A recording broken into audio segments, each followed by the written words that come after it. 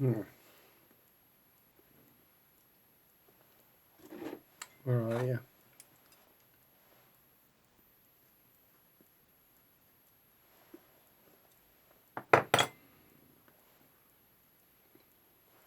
Hello, goblins. It's Chris, Eldritch Pipes. It's an episode of this week's Pipes. Now I'm smoking some McClelland Anniversary. I was looking around in my cabinet thinking, what haven't I touched in a long time? And this popped up. I thought, oh yeah, McClelland.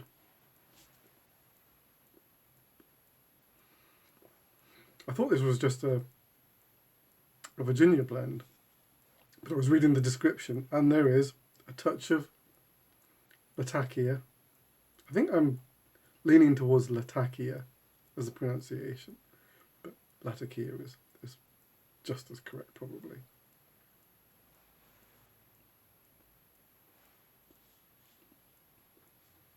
But it's really, the Latakia is really low down, really quite buried. It must be just condimental.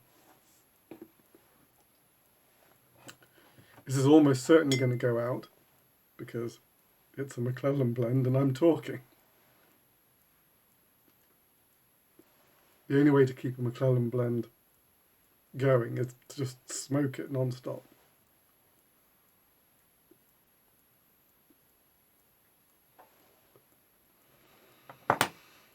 And when it goes out, I'll just put it down. It's fine. What am I talking about?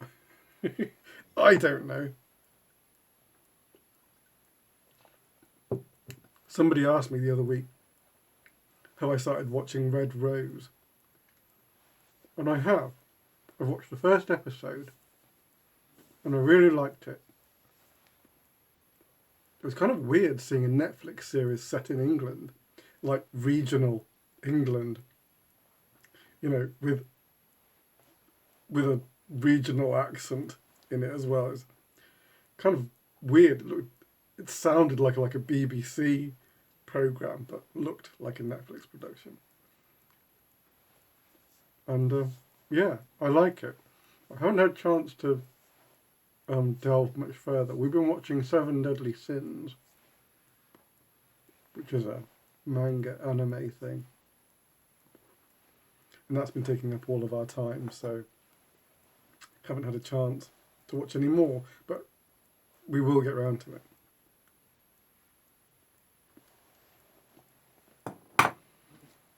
Alright. I think I'm just going to get straight into the pipes this week. I think I am. I was thinking what I might chat about. I thought, it's pointless, needless. Pipes this week. I feel like that's what it's all about. So, actually, so, this week, one's a commission, the first one is a commission. The other two are available. So, if you nip in quick, you can get one. Let's have a look at the commission first.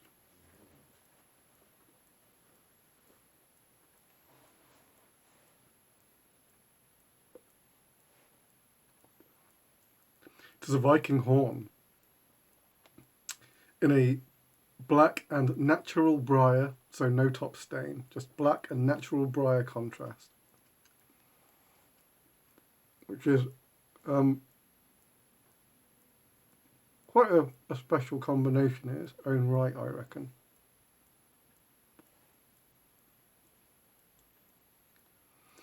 The chap was really looking for something that kind of emulated the colour of like natural horn, and this is about as close as you can get. It's like there's no point putting on like a top stain of yellow because like horn is that almost I can't, like black and ivory kind of look. At least the stuff that I've seen. I know like it tinges into the brown, which in a way is perfect because that's what Briar does. Here you can see the ring grain, if I angle it right, the ring grain cutting across. But obviously you've got the straight going this way this time. There are a number of ways to orient straight grain on a horn, and I chose this way this time. I leave like the top and the bottom as dark as possible, and the rim as well, and let the grain show on the sides.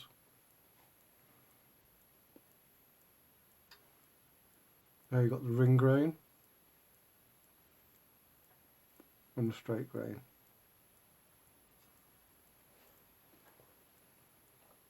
I struggled with what stem material to pair this with. At one point I was going with earth and ivory. I thought that might be the best pick. At another time I was thinking the smoke Cumberland, black and white, but it's very fine detailed because that's the way the black and white mix together in my resins. Ultimately, I was trying to picture the result in my head, and I thought, actually, black is just the way to go. And I do make just a black resin, so that was what I did. So, yeah, a really nice sort of monochrome version of this pipe. Puts a lot of emphasis on the grain. Pretty cool. Viking Horn in black and natural.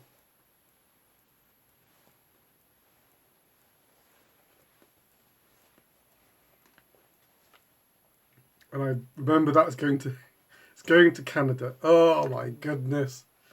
A pipe I sent out 2 weeks ago. The chap was saying, I haven't had it yet. It's do you know what's going on? And I thought, okay, I'll just check.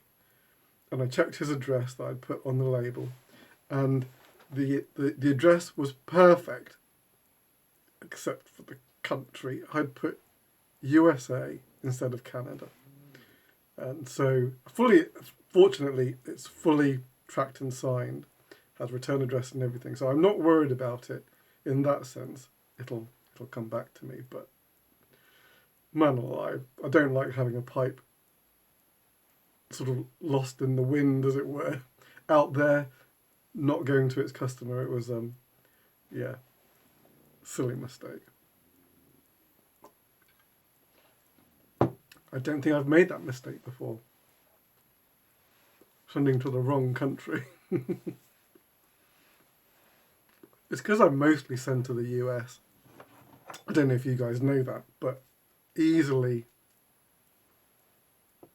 90% of my sales go to the US because you guys, you understand the craft, you know what goes into it, and you appreciate it. We have people in the UK as well, but you know, it's like the idea of buying handmade, I think has taken much more hold in the US, and of course there's just much more of you guys as well.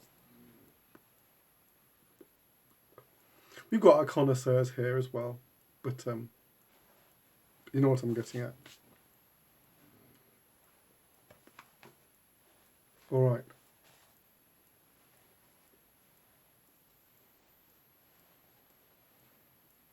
Where the bag's going to go? Okay, here we go.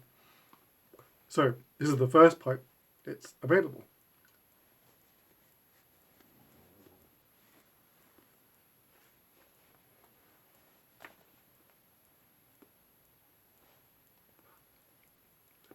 It is a tulip, which is more or less the only way that I render a sort of cutty. That's the way this shape came about. I was doing a cutty shape and it kind of, I didn't want it to be straightforward, or at least the idea was it was going to be straightforward, but I ended up instinctively doing something a little different. So,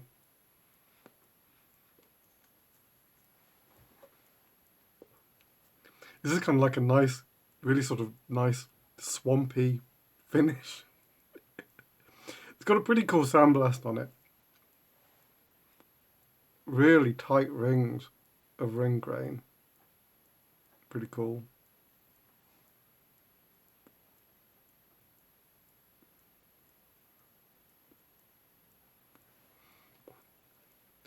And it's a pretty dark cordovan brown, a really deep, woody, leathery brown.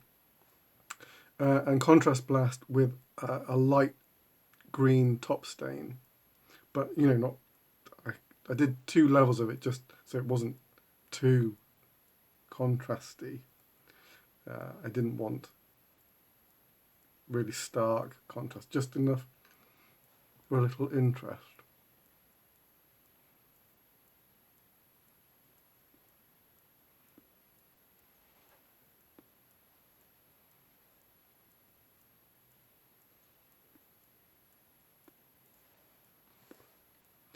Pretty heavily scooped rim on this fellow.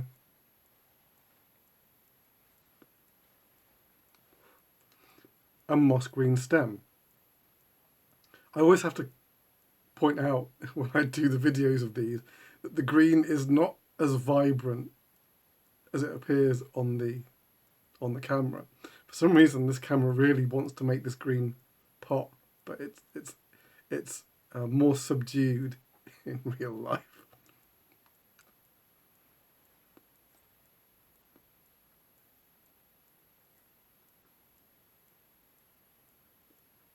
But it's a good moss Cumberland, that fellow. So there you go. I was nearly on my way to doing a Louisiana cutty, which was, if you know that, it's a really sort of heavily rusticated. But I felt the sandblast finish for this one was the way to go. And yeah, I'm pleased with that guy. So, tulip, swampy tulip with moss green stem. Contact me if you are interested.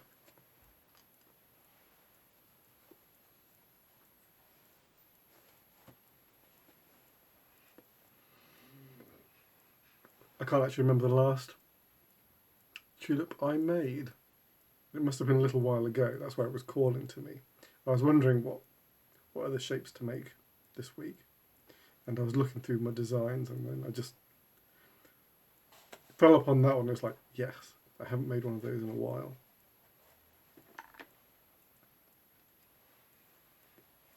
Final one for today.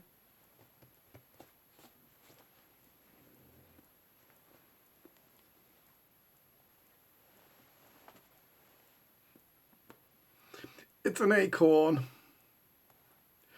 It seems that there's no amount of these I can make and hang on to them. This is done in a cordovan blast, cordovan stain again, sandblast. If you're thinking deja vu from last week, you wouldn't be wrong because it's more or less the same thing. I just really, really like the match of the cordovan stain with the earth and ivory stem. I think it just kind of sings to me.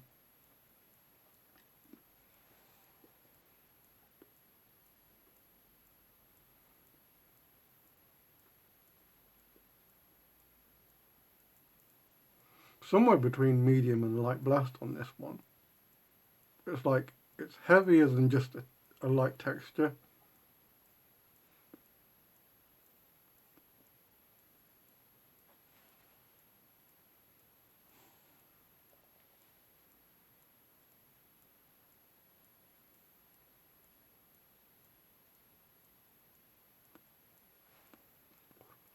but it's got like an almost craggy.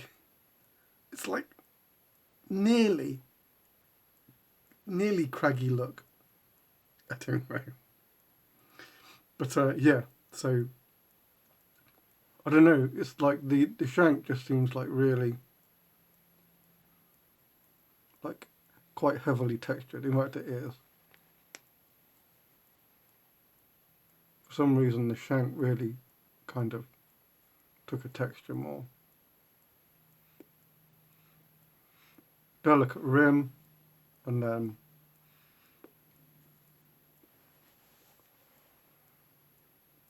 the earth and ivory stem. So much detail in this.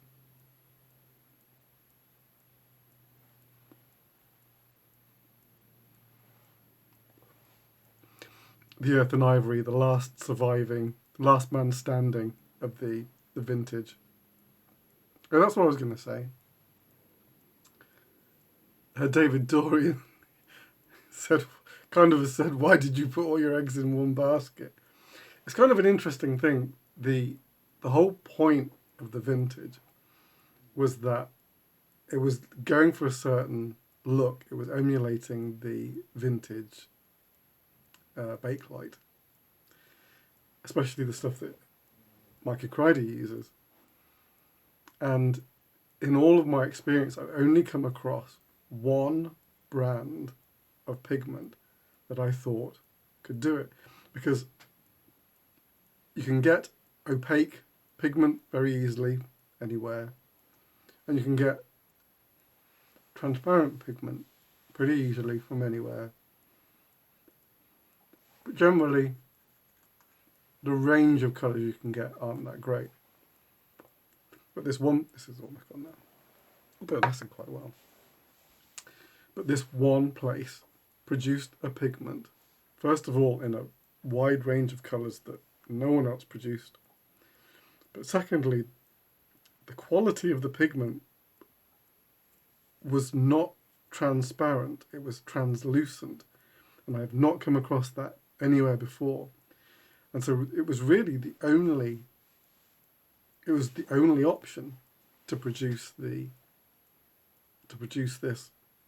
look of a material that lets light in but not through. So the quality is that the material seems to almost glow, and it's not an easy effect to create, and be even harder to recreate. You probably won't be able to do it. But that's why all my eggs were in one basket, was because there was only one place doing these types of pigments. I got a chap, and we're trying to hunt down where they may have come from. Time will tell. But yeah, that's why I didn't willingly put myself in that position. It's just that's the way that things shook out. So anyway, Acorn is available. If you're interested, again, send me an email and we'll have a chat. And that's about it. Actually, that McClellan that did last longer than I thought it was going to. Just gave out right at the end. Which is not bad for a McClellan. Okay. Alright. That is it for me this week. I will be back next week, all things being good. So until then, take it very easy, your loyal pipe maker.